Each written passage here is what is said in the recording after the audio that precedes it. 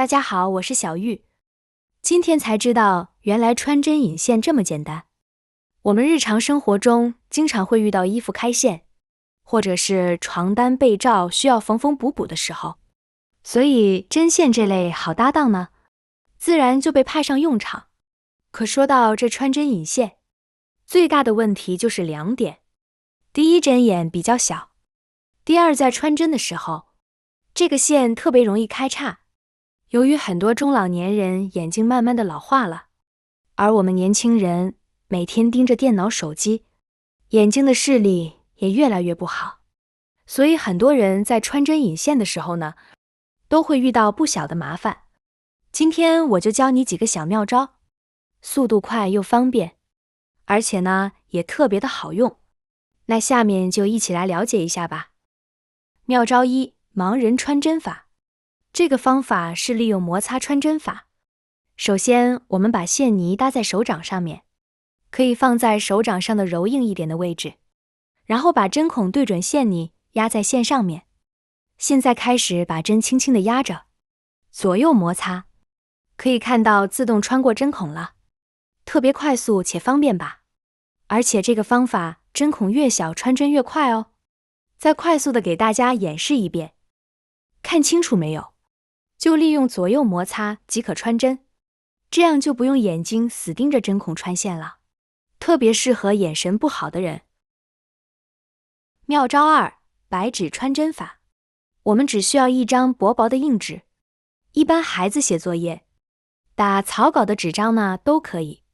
我们将纸张对折一下，捏出折痕，多捏一下使折痕呢更加紧密，然后再打开。我们把需要穿针的线放在这个折痕处，再把纸张呢对折起来。这个时候我们用剪刀剪出一个尖角来，剪出一个小于30度的尖角，这样就可以了。然后拿起针，我们把尖角穿进针孔里面，可以很轻松的就穿过去了。下面我们用指甲拉住这个尖角，把纸张撕下来一点，这时线头就露出来了，我们只需要抓住线头，轻轻一拉，这样线就穿好了。最后把纸给抽掉就可以了，是不是特别的简单呢？1秒钟就可以完成穿针步骤。妙招3：首先我们先拿出一个扫把，这个扫把上面会有很多的尼龙丝，我们用剪子给它剪下1、2根，家里普通的塑料扫把都会有。您注意看，先把尼龙丝放在一边，接着可以找一支笔，把中间的笔芯给它取出来，再次拿起尼龙丝把它对折一下，把中间位置用手稍微给它捏合一下，让它折出一个尖尖的小锐角，然后将它穿入笔头处，穿出来的距离呢，大概控制在1厘米左右。接着把笔杆给它拧回去，拧好之后就可以拿来穿针了。先把针孔穿过尼龙丝，穿过针孔之后，再把线从这个尼龙丝的小环中呢穿过去，然后拿着针轻轻地往后一带，穿针引线的工作就可以完成。熟练的话，1、2秒钟就可以穿过去，非常的简单。这种尼龙丝比较细比较硬，而且它是一整根的，不会中间分叉。而这种尼龙丝线呢，非常的细，可以轻松地穿过任何大小型的针孔，并且我们用这个方法去穿过针孔的时候，您可以看到折叠过的这个尼龙丝在穿过针孔的时候，它是可以收缩的，这样我们拿着笔杆呢，比较长的部分去穿针引线，就会比较方便，比较省力了。而且很多年纪大的叔叔阿姨用这种比较长的笔杆，用起来也会更加的顺手，不是？妙招4：1秒穿针法。这个方法的优点呢，就是不需要借助任何的工具，穿针特别快，这也是以前老工房的师傅必学技巧之一。注意看操作方法哦。我们把线泥搭在针上面，跟着呢，我们空出食指、拇指，其余手指呢拉着线，食指和拇指捏住线头，然后另一只手呢拿着针向上提，使劲的把针蹦出来。接着拿住线的手指呢，轻轻的打开一点，露出一点点线头来。然后我们把针孔对准这个小点，往下按压上去，顺势把线头抽出来，这样呢就穿好了。是不是快速又简单呢？这样做虽然不需要盯住针眼看，但是呢，对视力还是有一定的要求的。下面再连贯性的给大家演示看看。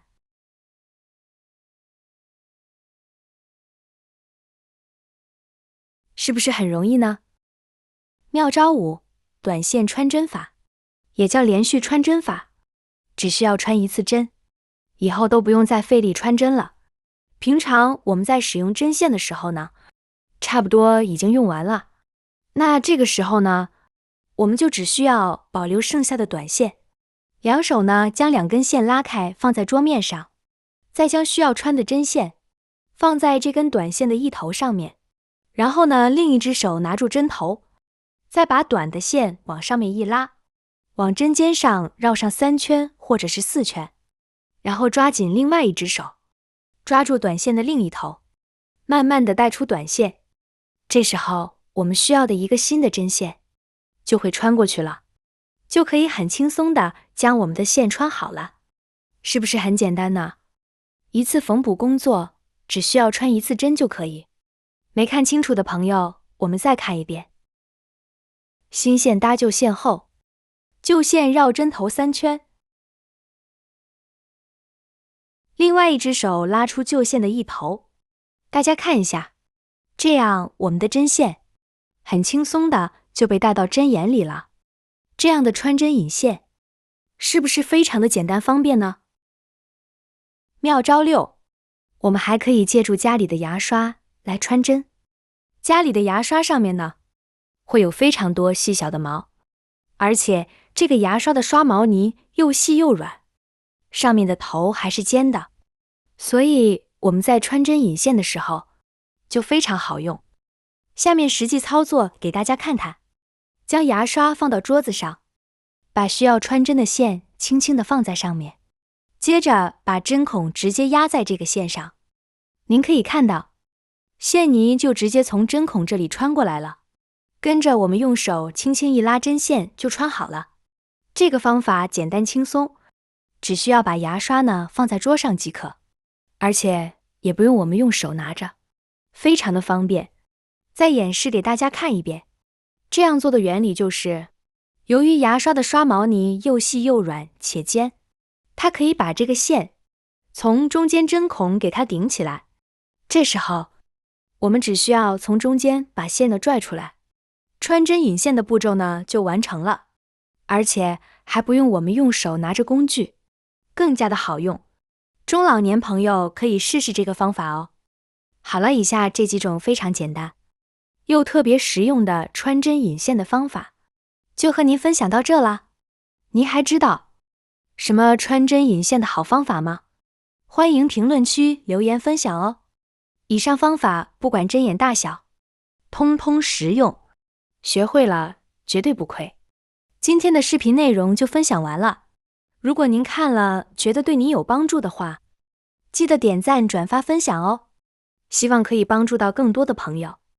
感谢您的支持，我们下期不见不散，拜拜。